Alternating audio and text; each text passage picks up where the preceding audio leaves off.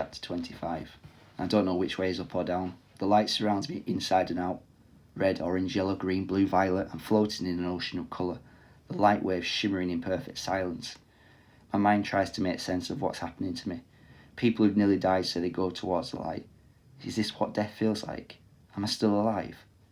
I try to blink, the single flicker of my eyelids seeming to last for an eternity. I open my eyes to see the blackness of space, the darkness studded with thousands of stars, and stretching out below this, I can see the curve of the earth.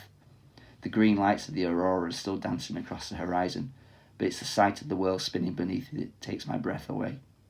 I look down on a grey-green quilt of fields and towns, blood-red mountains and silver lakes, and the deep blue shades of the ocean stretching as far as my eye can see. As I stare in wonder, familiar forms seem to emerge from the contrasting colours. Leopard spots of clouds floating across a golden desert, snow-topped peaks rising like teeth from the red gums of the earth, the sparkling blue and silver tiles of cities sprawling in geometric shapes. On the globe in my bedroom, thin black lines are drawn to mark the shapes of the different countries, but from up here these lines are invisible. No borders, no countries, just one world rolling beneath me. It's so beautiful. A tear creeps out the corner of my eye. Instead of rolling down my cheek, this tiny ball of liquid hangs suspended, pooling in the corner of my eye. According to Mrs. Solomon, there are 7.5 billion people alive in the world today, and they're all down there. All my friends, all my family, everyone I've ever met, everyone I ever watched on TV, everyone that I love, Mum, Charlie, Grandad, everyone except for one person. Pushing myself away from the observation window, I spin around. Floating weightlessly, my eyes slowly adjust to the bright interior of the launch platform, and that's when I see Dad.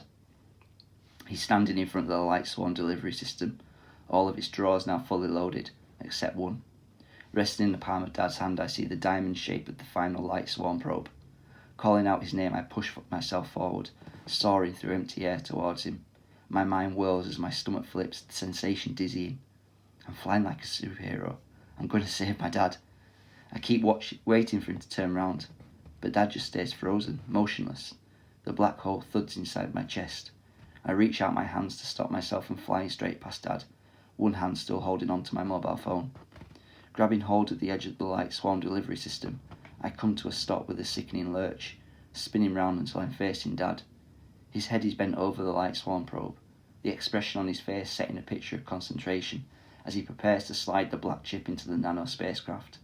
He looks just like he does when he reads the instructions on my Lego kits, making sure we got all the pieces sorted before we start to build.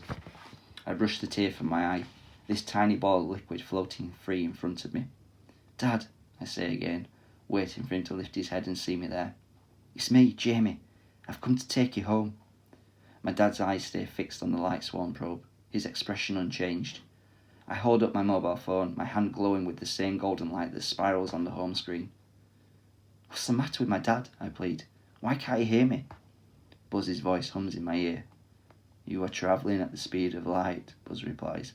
Every atom of your being is vibrating at 299,792,458 meters per second as the light inside you swarms. Time is dilated. For you, your Dad appears to be frozen as you see time passing infinitely more slowly for him. You only have a moment, a lifetime before the light inside you returns to its source. My brain hurts as I try to wrap my head around Buzz's explanation. Nothing makes any sense to me. Buzz is a super advanced alien intelligence and I'm just a kid. Floating in space, I stare helplessly at my Dad. I feel as though there's a glass screen between us, just like there was when Dad was in quarantine. How can I break through this to bring him home? As if hearing this last unspoken word, Buzz's voice echoes around the hab zone. When we went into the light, the hive hoped we would find a new home. Light is eternal. From the moment of its birth, a single photon could travel endlessly across the universe, never decaying, never dying, until it reached its final destination and is reflected or absorbed. We thought this would give us the greatest chance of survival, but now I am trapped inside this small primitive machine. I can hear the sadness in Buzz's voice, cosmic loneliness that seems to ache for the stars. I look at the light swarm in the probe in the palm of Dad's hand, and suddenly I know what I've got to do. Flipping the phone over, I snap open the back of the case. Next to the battery, I see the phone's SD card nestling in its holder. That's where Buzz is now.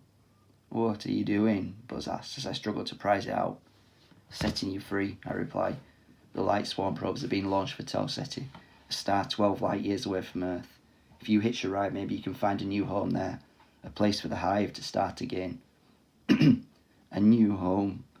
Buzz falls silent for a moment as if staring into the star-studded sky. I would like that. Thank you, Jamie. Outside the window, the world keeps turning. The Earth was formed about 4.5 billion years ago. The human race has lived on this planet for maybe 200,000 years. In that time, we discovered fire, invented the wheel, built pyramids, written books, made music, and created the internet. Dad has flown into space to launch our first spaceships for the stars. The hive have lived so much longer than us, but their greatest achievement is floating in front of me. Buzz has given me back my dad. Thank you. Inside my head, I feel a strange buzzing vibration, and as I look down at my hands, I see the light start to shine through. I don't have much time. Sliding the SD card out from my phone, I reach out to take the light swarm probe. As my fingers brush against Dad's hand, I feel the vibration inside me start to quicken, the two of us separated by the speed of light. Trying to ignore this, I slide the SD card into the heart of the light swarm probe. It fits perfectly. Then I load the probe into the final empty drawer of the delivery system, ready to launch Buzz to the stars. On the control panel, there's a large red button that reads, Activate Launch Sequence. The humming sound inside my head sharpens to a high-pitched whine. Buzz said I had a lifetime, but it looks like this is almost over. I feel myself starting to unravel, the photons of light that are holding me together slowly being tugged apart. With a desperate lunge, I push the red button as the spidery beams of the light start to vent from my fingers. Above the buzzing noise, I hear a hydraulic hiss that tells me that the light swarm probes are launching. I've done it. I've given Buzz the chance to survive, but I think it might be too late for me.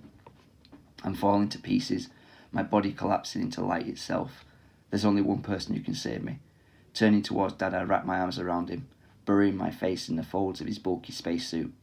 I thought I'd lost him forever, but as I hold Dad tightly, the black hole inside me is transformed into a shining star. I hear his voice soft in my ear. Jamie. The star suddenly bursts into a supernova. A brilliant light, brighter than the entire galaxy, surrounds us, and then we are gone.